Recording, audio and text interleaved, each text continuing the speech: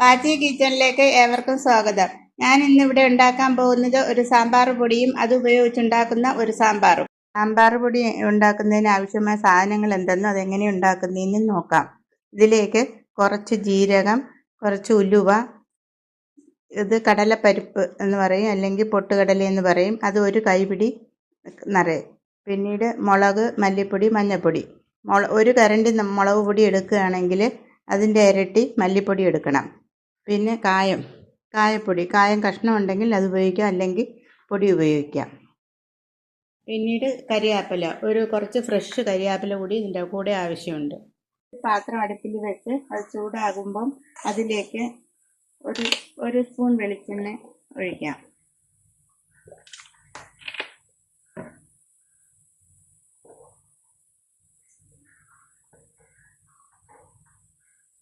അതിലേക്ക് ആദ്യം ഉലുവ ഇട്ട് കൊടുക്കാം.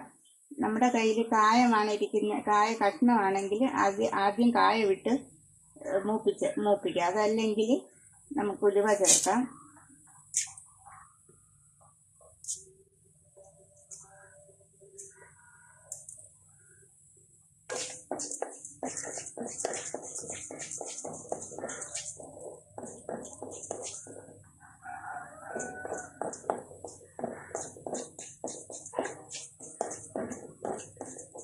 ഉലുവ ചെറുതായിട്ട് ചൂടായി ഇതൊന്ന് മൂത്ത് വരുമ്പോഴത്തേക്ക് അതിലേക്ക് ജീരകം ചേർക്കാം.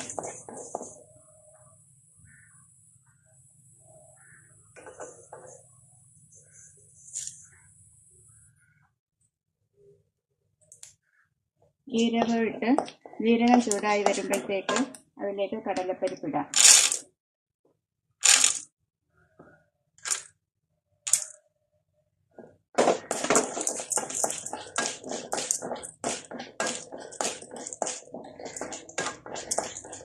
ഇതെല്ലാം ചൂടായി വരുമ്പോൾ അതിലേക്ക് കറിവേപ്പിലയും കൂടെ ആഡ് ചെയ്യാം.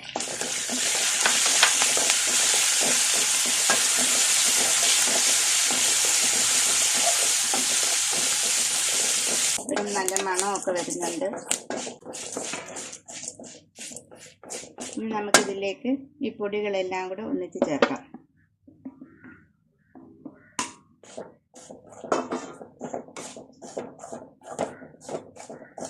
ഇനി ഇതെല്ലാം കൂടെ ഒന്നുകൂടെ ചൂടായി ഒരു ചെറിയ മണം വരുന്നത് വരെ ഒന്ന് ചൂടാക്കാം.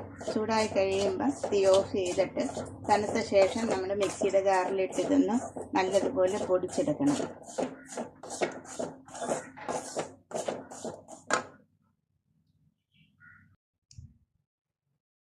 നമ്മൾ അങ്ങനെ പൊടിച്ചെടുത്ത സാമ്പാർ പൊടിയാണിത്. സാമ്പാർ പൊടി വെച്ച് സാമ്പാർ ഉണ്ടാക്കുന്നത് എങ്ങനെയെന്നും കൂടെ കാണിക്കാം. നമുക്ക് ആവശ്യമുള്ള കഷ്ണങ്ങളൊക്കെ കുറച്ച് വലിയ പീസുകളായിട്ട് അരിഞ്ഞിട്ട് അതിലേക്ക് 5-6 ചെറിയ ഉള്ളിയും, ഒരു തക്കാളിയും, കുറച്ച് കറിവേപ്പിലയും, ഒരു പച്ചമുളകും, പിന്നീട് സാമ്പാർ പരിപ്പും ഉപ്പും ഇട്ട് കുറച്ച് ഒരു ഗ്ലാസ് വെള്ളവും ഒഴിച്ച് നമുക്ക് കുക്കറിൽ ഒരു വിസിലടിക്കുന്നത് വരെ വേവിക്കാം. ഈ സാമ്പാർ കഷ്ണങ്ങളുടെ കൂട്ടത്തിൽ വെണ്ടയ്ക്ക നമ്മളിപ്പോൾ ചേർക്കത്തില്ല, പിന്നീടാണ് ചേർക്കുന്നത്. ബാക്കി കഷ്ണങ്ങളെല്ലാം അരിഞ്ഞ് കുക്കറിലിടാം.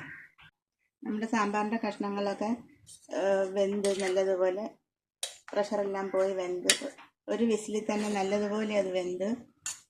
ഇനി ഇതിലേക്ക് നമുക്ക് ഈ സമയം വെണ്ടയ്ക്ക കൊടുക്കും. ഈ സമയം നമുക്ക് വെണ്ടയ്ക്ക ആഡ് ചെയ്യാം. കുറച്ച് പുളിയും കൂടെ ഒഴിക്കാം.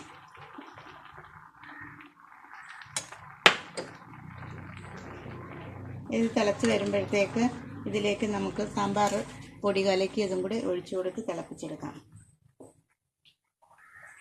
അങ്ങനെ നമ്മൾ ആ സാമ്പാർ പൊടിയും കൂടി ഇത് കലക്കി ചേർത്ത്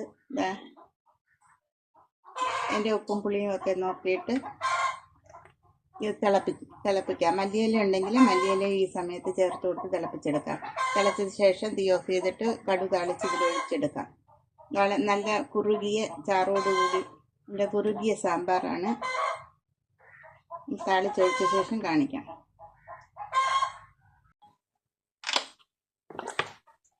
പാത്രം ചൂടായപ്പോൾ കുറച്ച് എണ്ണ ഒഴിച്ച്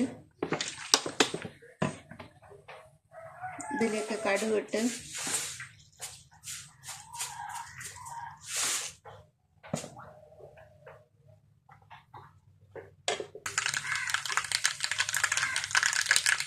കടുക് പൊട്ടിയ ശേഷം ഇതിൽ ഉള്ളി ഇടാം.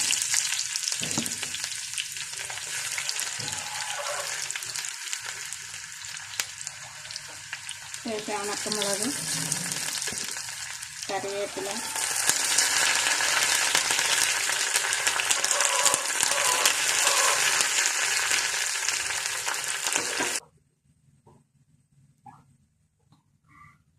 ഇതെല്ലാം മൂത്ത് ഇനി തീ ഓഫ് ചെയ്ത് നമുക്ക് ഇതിലേക്ക് ഒഴിക്കാം.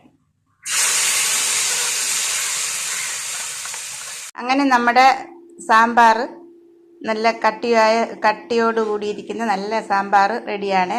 സാമ്പാർ ഇഡലിയുടെ കൂടെയും ദോശയുടെ കൂടെയും എല്ലാം കഴിക്കാം, ചോറിൻ്റെ കൂടെ എല്ലാം ഉപയോഗിക്കാവുന്നതാണ്. പക്ഷേ എൻ്റെ കൊച്ചുമോൾക്ക് പൂരിയുടെ കൂടെ കഴിക്കാനാണ് ഇഷ്ടം. അതുകൊണ്ട് അവൾക്ക് വേണ്ടിയിട്ട് ഞാൻ പൂരിയും സാമ്പാറുമാണ് ഇന്ന് ഉണ്ടാക്കിയിരിക്കുന്നത്. എൻ്റെ ഈ സാമ്പാർ പൊടിയും സാമ്പാറും ഒക്കെ ഇഷ്ടപ്പെടുകയാണെങ്കിൽ ലൈക്ക് ചെയ്യണം, ഷെയർ ചെയ്യണം, സബ്സ്ക്രൈബ് ചെയ്യണം. താങ്ക്